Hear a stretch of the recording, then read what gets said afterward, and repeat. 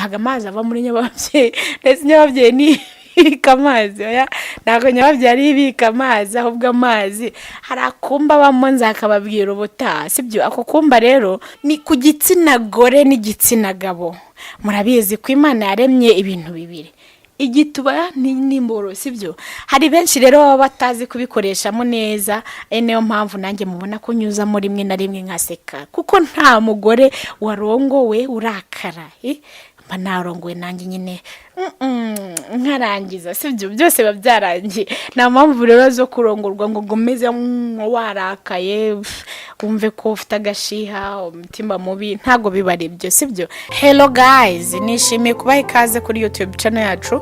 Ndashimira by'umwihariko mwe mwamaze gukora subscribe. Nawe utarakora subscribe iki nicyo giye kugira ngo ukore subscribe uzajye ubona ibigano nkuko ubyifuza. By'umwihariko nizere ko umeze neza cyane aho muherereye ajya atandukanye. Niyo mpamvu none uyu munsi hari ikintu kimwe tugiye kuba twakibandaho cyane. Ese ubundi waruzi uburyo igituba gisekamo? Nimba utabizi rero nawe gumane nanjye nyine ntuze kujya kure sibyo.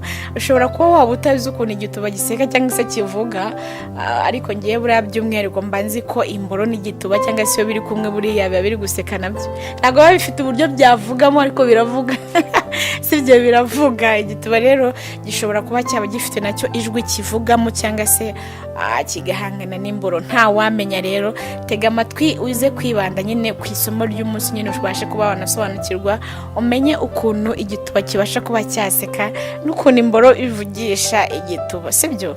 Katugumane rero uze kugumana nanjye ubashe kuba wabimenya. So rero imboro irimo kuvugana n'igituba by'umwihariko imboro yibanda hehe ku mishino sibyo niho yibanda.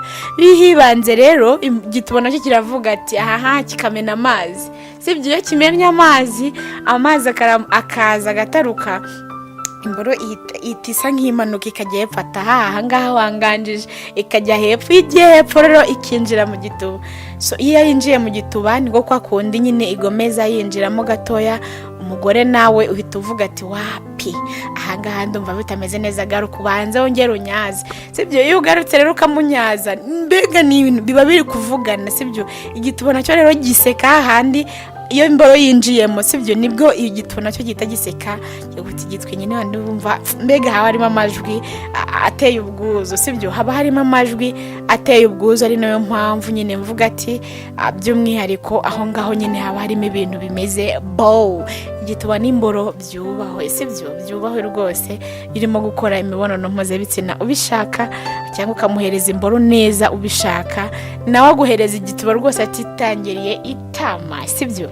So rero cyane cyane nk'umugore iyo arimo kuguhereza igituba by'umwihariko sibyo. Hari benshi rero ubu ngubu barimo kumbaza ese ngo amazi ashobora kuba yabava muri nyababyeyi hoya ntago amazi ava muri nyababyeyi ndetse nyababyeyi ni ibika amazi oya ntago nyababyeyi ari ibika amazi ahubwo amazi hari akumba bamo nzakababwira ubutaha sibyo. Ako kumba rero niko nyine abasa nyine agira ngo akagengesere kugira ngo amazi nyine ase nkaho nyine yirekura amazi amanuke neza sibyo. Amazi akamanuka ukumva ko nyine amazi ameze neza nta mpamvu zo kuvuga ngo urarekura amazi nyine ngo bizuyose yuzura amazi sibyo. Abenshi nyine hari igihe bavuga ati nk'iyo urimo gukora imibonano mpuzabitsina ngo bayikorera ngo muri salo yes ushobora kuba wayihakorera sinzi n'ahandi hantu wayikorera ariko by'umwihariko kugira ngo igituba nyine giseke neza ushaka icyumba cyihariye cy'umugore n'umugabo. Ari nayo mpamvu buriya bitemewe kuba wakinjira mu cyumba cy'umugabo umushyitsi araje ahise ahitira mu cyumba cy'umugabo ntago ari byo rwose. Jya ushaka ukuntu wabigenza ariko umuntu cyangwa se n'umushyitsi uje kukureba ntakaze ngo ahitire kuri cya gitanda umugabo wawe aryamaho sibyo. By'umwihariko rwose kizaba ari igitanda cy'umugabo wawe nawe cyonyine cyo kugira ngo usetse imboro n'igituba gusa sibyo. Nabyo biganire ese impamvu biba byaragumye mu hano imbere cyangwa se Imana ikabitereka kabishyira ahantu hahora hagenda hapfutse ku buryo utabona n'umuntu mu nzira kuriye yigendera ngo ubone umuntu ngo afite imboro gusa arimo aragenda cyangwa se afite igituba arimo aragenda. Ni iyihe mpamvu? Ni ukugira ngo nyine bijye bihura bicecetse sibyo bicecetse ariko nabyo bihuye biravuga bikagira n'igihe bikanaseka sibyo.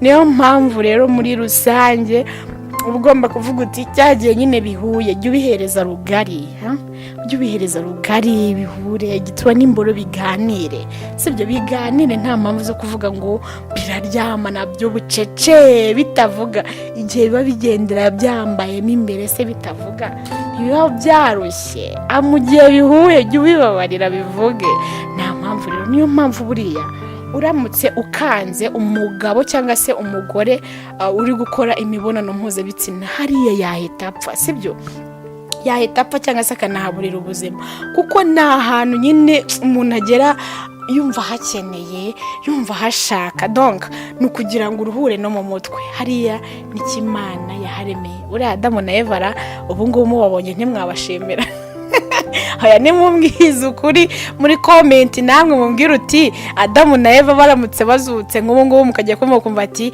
Adamu na Eva bageze kuri stade niye, ntago mwabashimira koko cyangwa wenda ngo mubagororere kuko baberetse agatunda karyoshye cyane buri akabitsa amabanga menshi. Niyo mpamvu nanjye ubu ngubu ndahanga kugira ngo nsobanurire buri muntu wese, sibyo kugira ngo buri muntu wese asobanukirwe abashe kumenya ryatunda abantu kuko cyangwa se cya gisokuru cyacu cyakozeho buriya karakantu buriya iba batagakoraho ubu biba bivuga biranaseka, yewe sibyo biranaseka.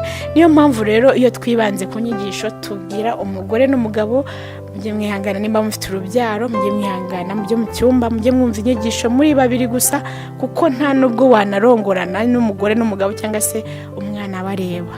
Hari ababyeyi bakora ayo makosa ariko mbafashe nafata ikinyafu rwose nkakubita nk'ukubita uruhinja, sibyo nta mpamvu zo gufata ngo urimo gukinana n'umusheri wawe muri saro, umwana ari hari arimo kubareba, nabirangiza azagenda kubita ururimi hano munsi ururimi munsi y'amenyo agenda abuza. Nimba hari umuntu waba warabikozeho ibyo bintu njye narabikubitiwe n'ubuhamya burebure, sibyo ibyo bintu rero ntago ari byo umwana agenda byigana, agenda yigana nyine kwa kundi igituba kigenda giseka, namwe murabyumva cyangwa se ukuntu kivuga iyo umugore barimo kumunyaza uburyo bivugamo umwana kubita ururimi hano munsi y'amenyo akagenda bivuza, sibyo akagenda bivuza. Niyo mpamvu rwose muri rusange bitemewe, sibyo ntago byemewe kuba warongora umugore umwana kureba. Niyo mpamvu nyine nanjye mba ndahanga kugira ngo ngende nsobanurira buri muntu wese, sibyo.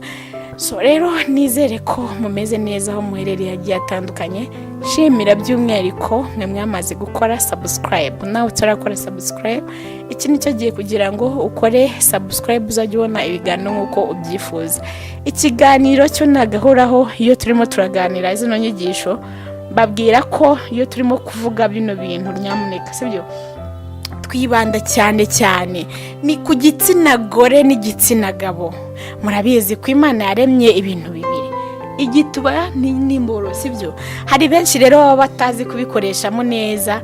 Niyo mpamvu nanjye mubona ko nyuzamo rimwe na rimwe nkaseka kuko nta mugore warongowe urakara, mba narongowe nanjye nyine nkarangiza, sibyo byose biba byarangiye. nta mpamvu rero zo kurongorwa ngo gomeze warakaye wumve ko ufite agashiha umutima mubi, ntago bibarebye, sibyo nimba uri umugore wakorewe imibonano mpuzabitsina iryoshye rwose iryoshye pe, unyuzamo unamwenyuremo kuko biba byiza cyane iyo umugabo akubonye useka avuga ati ninjye ufite, sibyo ninjye ufite rwose. Umugore n'umugabo aho muri mwubahwe, nawe nyine uteganya kuba wakubaka ndagushishikariza kuba wakubaka cyane ujye wumva inyigisho z'abakuru, sibyo kuko ziba ziryoshye. Ndabakunda cyane kandi bafite ku mutima. Ikiganiro cyo nagahoraho. Ciao ndabakunda cyane.